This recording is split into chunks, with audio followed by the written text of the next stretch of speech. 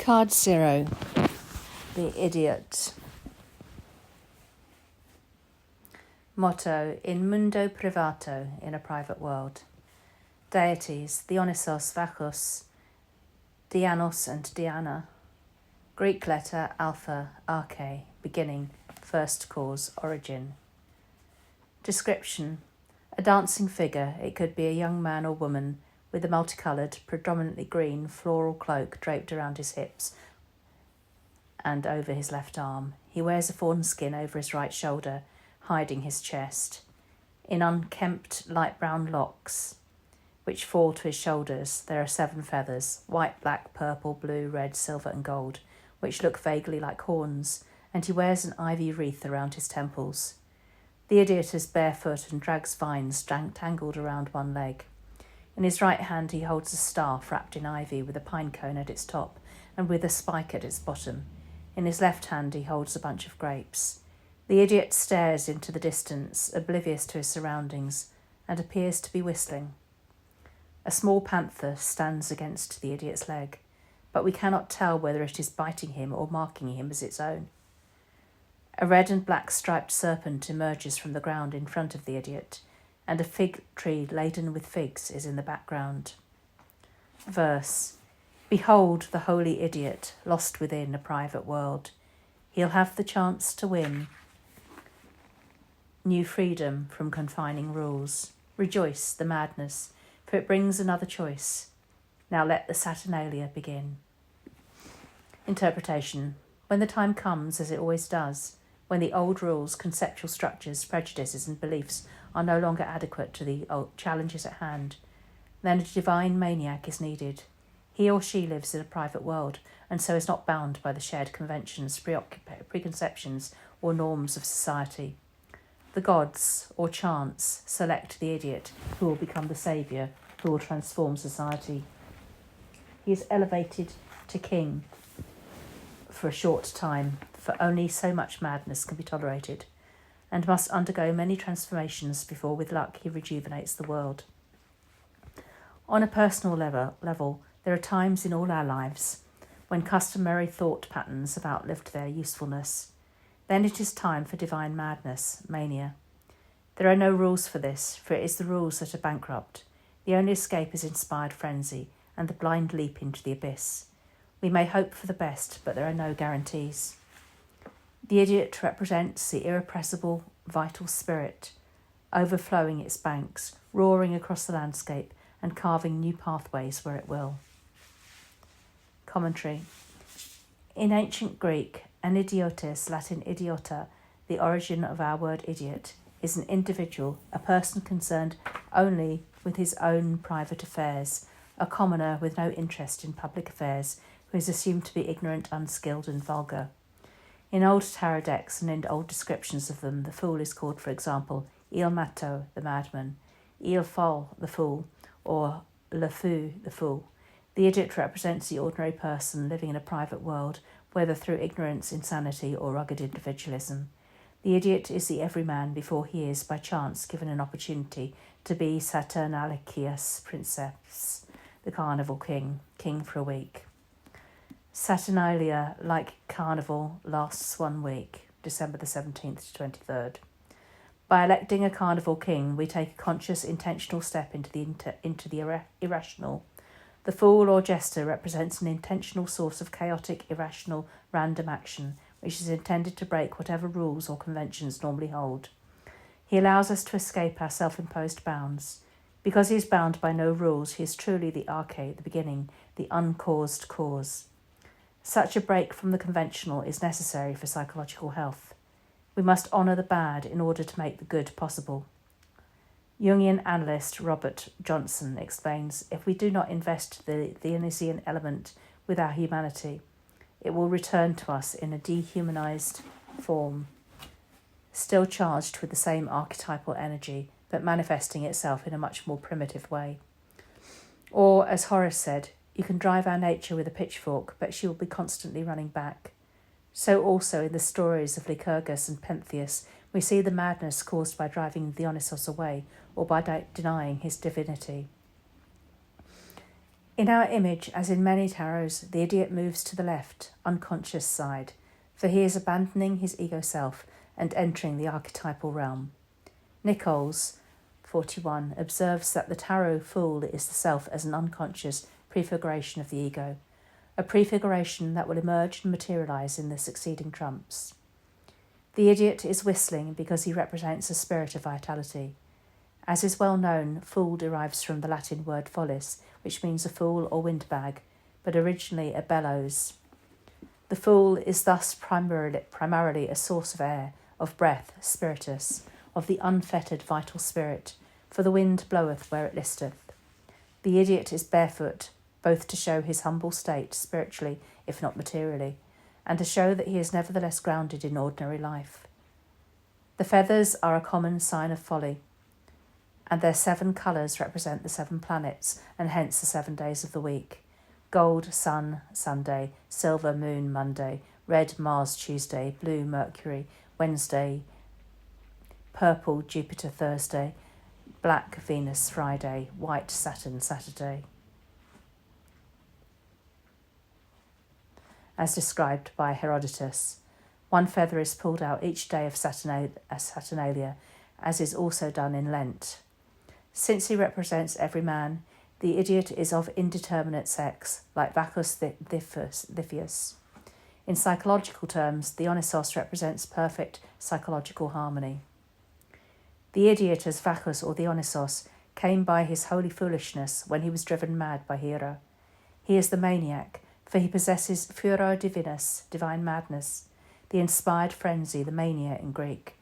The panther, vines, grapes, figs, serpent, fawn skin, ivy wreath, and thyrsus with ivy and pine cone are, of course, all attributes of the Dionysos.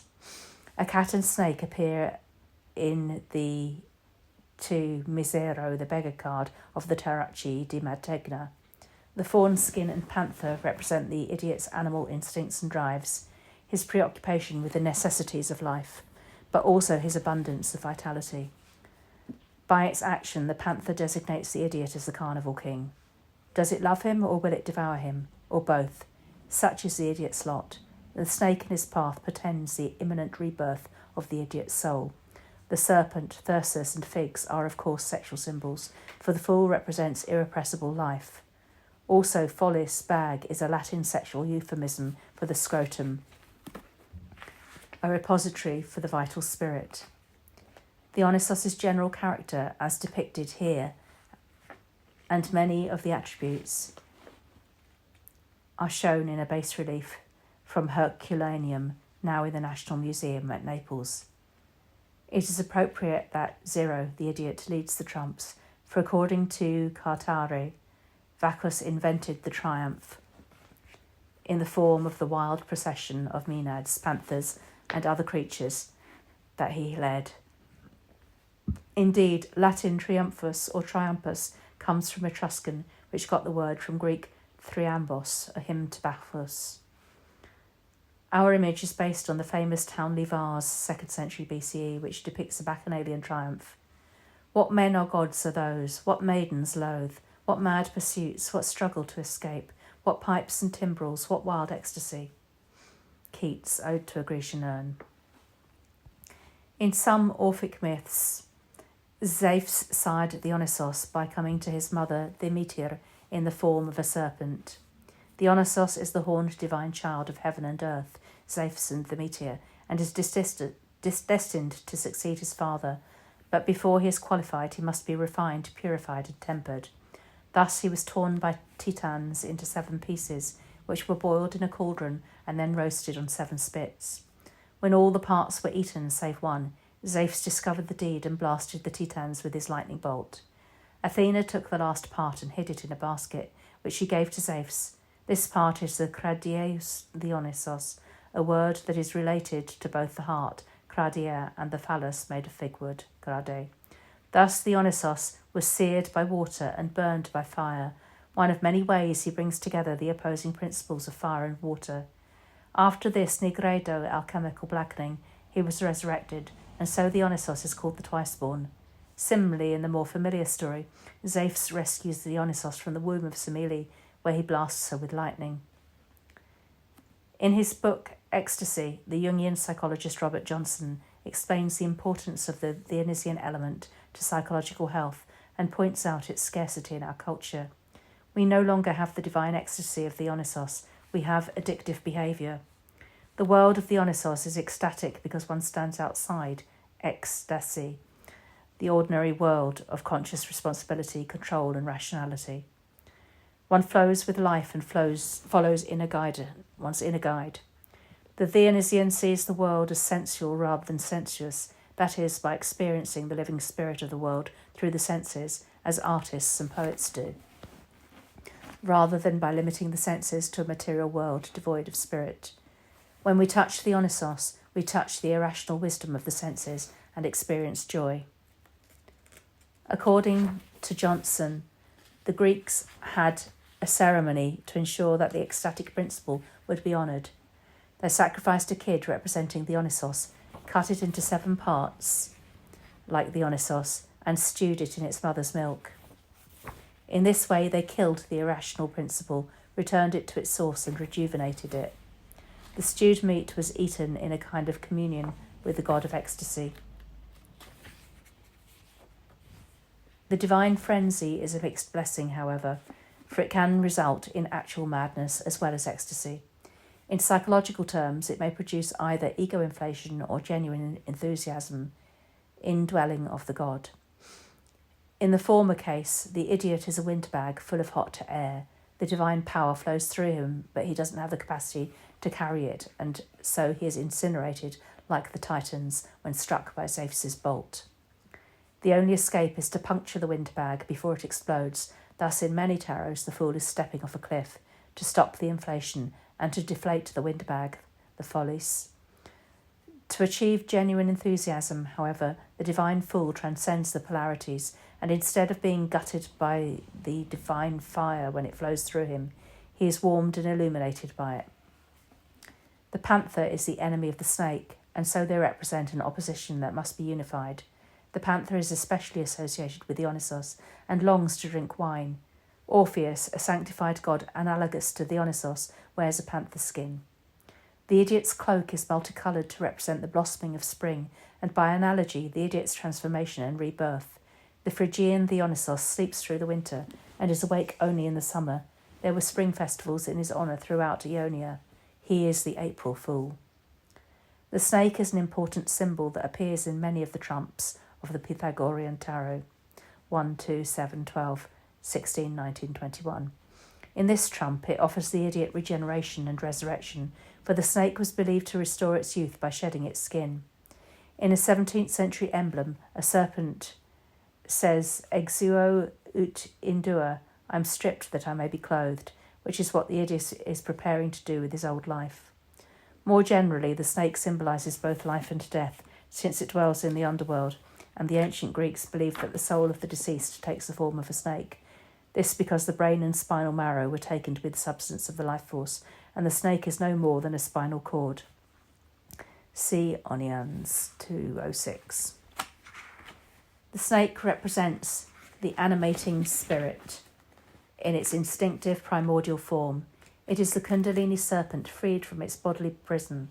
Psychologically, it represents the reptilian powers in the depth of the psyche, which must be awakened to effect the transformation. The serpent represents the all-pervading spirit because it moves without legs, and Philo called it the most spiritual of animals. The snake was thought to be androgynous and thus to be self-creating, like Zero the idiot.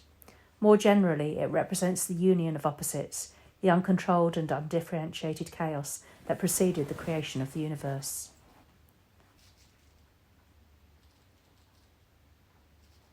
Of the cosmos.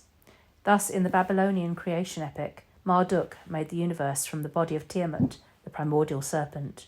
Indeed, the snake may bring about the transformation between opposites, as we see in the story of the prophet Tiresias, when he placed his staff between 2 copulating serpents, represented by the caduceus.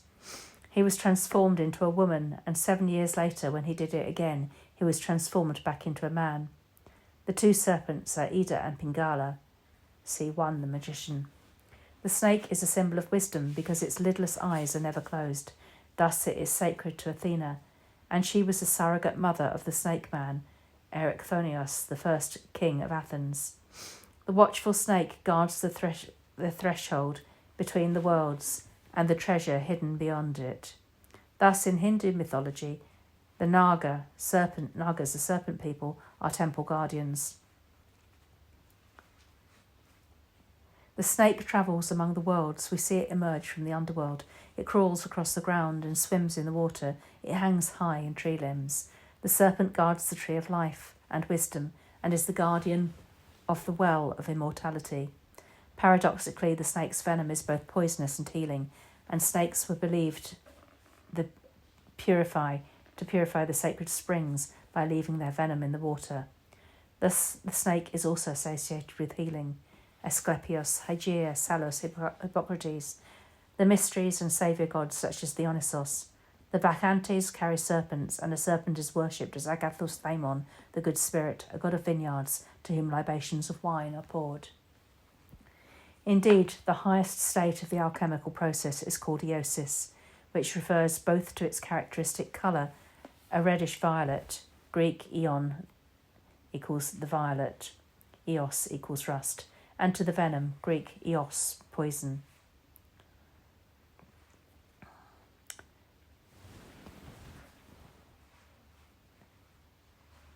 So also in Latin, venenum, from which we get venom, means poison, potion, dye, or any drug. In many folk tales, a snake brings the healing herb that restores life. For example, when the child Glaucus died by falling into a vat of honey, Polyidus the seer restored him to life by applying a herb with which he had seen a snake resurrect its mate. Also, in the story of how Morea resurrected her brother Telos, she imitates a serpent that uses the Dianthos, flower of Zephs.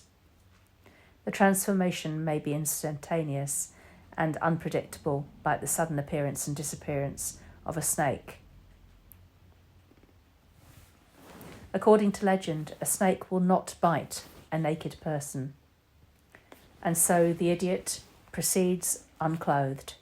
Since nudity represents the naked truth and naive candour and the innocence of the newborn, we may conclude that the idiot, if he is a pure fool, will be protected from the poison and perhaps may be purified and transformed by it as a potion. Ivy, which may be poisonous, is especially sacred to Dionysos and to other sacrificed gods such as Attis. Dionysos is often found crowned with ivy and trailing ivy fronds. His thyrsus is ivy-twined, and ivy sprouts as he passes. He carries an ivy cup, for ivy was thought to be cooling and to counteract the heating effects of wine, thus effecting a reconciliation of opposites. Because the ivy is evergreen, it is associated with immortality, but its clinging nature represents attachment to life's pleasures. Johnson 6 says ivy is the only substance impervious to divine splendour, so Semele's womb was wound with ivy. However, Dionysos is most closely associated with the grape, which symbolises his sacrifice and resurrection. Like him, the vines must be cut back. Also like him, the grapes are torn from the vines, their womb, and crushed so that their blood runs out. Finally, the result of this reduction to prima materia, prime matter, is transformed into a more perfect form by an alchemical process, fermentation. Wine is the fluid essence of life and truth. In vino veritas, in wine there is truth. Fig trees, which are sacred to Dionysos, represent both vitality and enlightenment. The fig leaf is shaped like male genitalia, and the fig fruit like female genitalia. To this day in Europe, the fica, sign of the fig vulva, a gesture made by placing the thumb between the first two fingers, is used for protection, as also are phallic gestures. The Bodhi, under which the Buddha found enlightenment, was a fig tree, so also our idiot will be illuminated beneath fig-laden branches. The thyrsus, pine cone-tipped staff, is a phallic symbol representing the life force. Its staff is a stalk of the narthex, the giant fennel which Prometheus used to convey the celestial fire to humanity. C12, Hanged Man. Dionysian madness seizes whoever is touched by the spike at its base. The jester is associated consistently with a phallus as a symbol of fertility and lewdness. Lewd jokes were an essential part of several Greek religious festivals, including the Eleusinian Mysteries and the Amphisteria, in both of which the Dionysos had an important role, as well as the Thesmophoria. The Dionysos is associated with tarot suits of wands, the thyrsus, and cups, wine, and thus with the two primary alchemical elements, fire and water. Pollack explains that these two principles represent action without thought, wand, fire, and imagination, instinct, cup, water, and that a combination of these opposed elements is the key to transformation. In terms of the elemental analysis presented elsewhere, Introduction to the Court Cards, fire represents the hot quality, the power of separation, which corresponds to going one's own way, the way of the individualistic idiot. Water represents the wet quality, the power of dissolution, which corresponds to submerging oneself in the group. Both are ways of escaping the conventional, on the one hand consensus reality, on the other the ego self. The Bacchanalian cry, EO, represents these principles, fire and water. Fire, E, and water, O. See the Introduction to the Court Cards for the elemental quadrilateral, Eove. We can better understand the idiot through his position in the Hendekad. The numerical value of Ithiotes, the idiotes, is 1332, which reduces to 2 minus 3 plus 3 minus 1 equals 1. Similarly, the numerical value of Iakos or Theos, Iakos or Theos, the god Iakos, the mystic name of Vakos, used in the Eleusinian Mysteries, is 1255, which reduces to 5 minus 5 plus 2 minus 1 equals 1. Both equations show that the idiot has the character of the monad, which according to the Pythagoreans is the self-generating principle of everything else. The universal seed, chaotic energy, the confused mass, both male and female, formless, protean. It is also significant and has been recognised since ancient times that the name Dionysos can be rearranged to Nous Theos, the mind of Zeus. As in the Visconti Sforza Tarot, which is perhaps the oldest surviving deck, mid-15th century, the idiot has 7 feathers in his hair, for feathers in the hair are generally taken to be a symbol of foolishness and feeble-mindedness. He is an airhead. Indeed, feathers are also symbols of the element air and of other substances with the character of air, such as the soul. Greek psyche originally meant breath, like Latin spiritus. Because of their lightness and association with birds, which also symbolise the soul, feathers symbolise the heavens and that which ascends to the heavens, including the soul and the truth. So also the feathers on the shaman's magical cloak allow his ascent through the 7 heavens, corresponding to the planets, and the feathers on his head imbue him with the manner of the birds. Feathers on the idiot's head also represent the presence of the heavenly spirit. They're associated with the coxcomb seen on the jesters in many tarot fools, for the cock heralds the dawn of a new awareness. The 7 feathers are removed one day from the idiot's head. When the last, white, Saturday feather is removed at the end of Saturnalia, the idiot will no longer be the king, and then he will don the white cloak of the beggar or penitent, to show he is the pure fool, der Reintor, and assume once again the role of an ordinary idiot, i.e. all of us. If he is lucky, however, he will have been transformed by the experience and still hold the cosmos, trump 21 within him. Thus, in the Pythagorean Tarot, he dons a violet scarf, which represents the eosis of alchemy and the sanctity and wisdom that the idiot has earned. See 21, Cosmos. The idiot is the archetypal pure aeternus, eternal child, the pure fool as the necessary first step in becoming a true hero. Compare Wagner's Siegfried and Parsifal. Von Franz describes the fate of the idiot when she says of the pure aeternus, half a devil and half a saviour. He is either destroyed, reformed, or transformed at the end of the story. I am Dionysos, son of Zeus. Come back to Thebes, this land where I was born. My mother was Cadmus's daughter, Semele by name, midwifed by fire, delivered by lightning's blast, and here I stand, an incognito god, disguised as a man. Euripides is Bacchus. Bacchae.